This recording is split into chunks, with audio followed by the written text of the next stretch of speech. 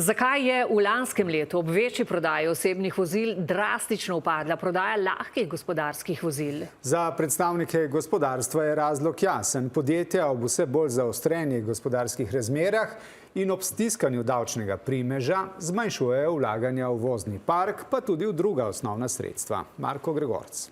Stopnja gospodarske rasti, stopnja brezposelnosti, indeks industrijske proizvodnje. To so zgolj nekateri izmed kazalcev, ki lahko pokažejo na gospodarsko klimo v neki državi. Precej povedni pa so lahko tudi drugi podatki.